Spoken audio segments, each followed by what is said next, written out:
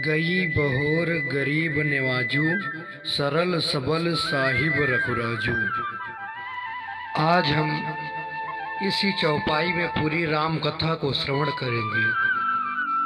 अब आप ये सोच रहे होंगे कि इस चौपाई में राम कथा पूरी कैसे? चौपाई कौन सी है? गई बहोर गरीब नेवाजू, सरल सबल साहिब रघुराजू। तो भक्तों, पहला अक्षर क्या है? गई, यानी कि वो आशा चली गई महाराज राजा दशरथ जी की 60,000 वर्ष आयु हो गई, एक भी पुत्र नहीं है। और महाराजा चक्रवर्ती सम्राट राजा दशरथ व्याकुल हो गए। जहाँ एक भी पुत्र नहीं, वहाँ 4 पुत्र हो गए, यानी कि आनंद 4 गुना बढ़ गया। यानी कि जो आशा चली थी वो वापस आ गई। महाराज दशरथ जी के यहाँ 4 पुत्रों की प्राप्ति हुई थी। तो बंधुओं, तीसरा शब्द क्या आता है? गरीब नेवाजू, यानी गरीबों के मसीहा भगवान श्री राम जी। ये बात मैं क्यों कह रहा हूँ? कोई भी राजपुरुष, कोई भी राजा का पुत्र, कोई भी राजा निषाद राज जैसे गरीब को गले नहीं लगाता।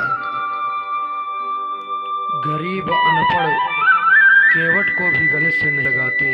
ऐसे हमारे राम जी हैं जो गरीबों के मसीहा हैं, जो कि निषाद राज और केवट को अपने गले से लगाया। तो प्यारे, तीसरा शब्द क्या है? सरल। भगवान श्री राम इतने सरल हैं कि माता सबरी के आश्रम में जा करके माँ सबरी जो बेर को तोड़ती थी और जूठे कर देती थी, वहाँ पर जाकर के भगवान श्री राम ने माता सबरी के हाथों से वो जूठे बेर खाए। ऐसे हमारे प्रभु श्री राम जी हैं। और प्यारे, चौथा शब्द क्या है? सबल। सबल का अर्थ होता है कठोर। भगवान श्री राम जितने सरल हैं उतने भी कठोर हैं। क्यों? क्योंकि जब भगवान श्री राम और सुग्रीव की मित्रता हुई, तब सुग्रीव जी ने ऋषिमुख पर्वत पर रहने का सारा वृत्तांत सुना दिया। तब भगवान श्री राम जी ने एक बात कही कि सुन सुग्रीव मारियों बाली एक ही बाण, और ब्रह्म रुद्र शरणागत गए न उबरहि प्राण। अर्थात हे सुग्रीव, ये मेरे एक बाण बाली के प्राणों को हर लेगा और उनकी रक्षा स्वयं ब्रह्मा और शंकर जी भी नहीं करते। ऐसे कठोर शब्दों में भगवान श्री राम जी ने कहा। और अगला शब्द क्या है? साहेब। साहेब यानी कि मालिक।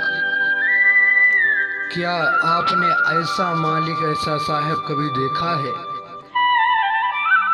कि भगवान श्री राम वृक्ष के नीचे बैठे हैं और ऊपर वानर सेना जो है बैठी हुई है, और बंदरों की जो पूंछ है वो भगवान श्री राम जी के माथे पर लटकी हुई है, लग रही है। लक्ष्मण भैया ने कहा कि प्रभु इनको भगावें।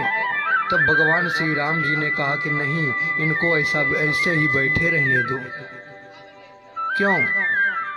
क्योंकि ऐसा मालिक, ऐसा साहिब हो ही नहीं सकता।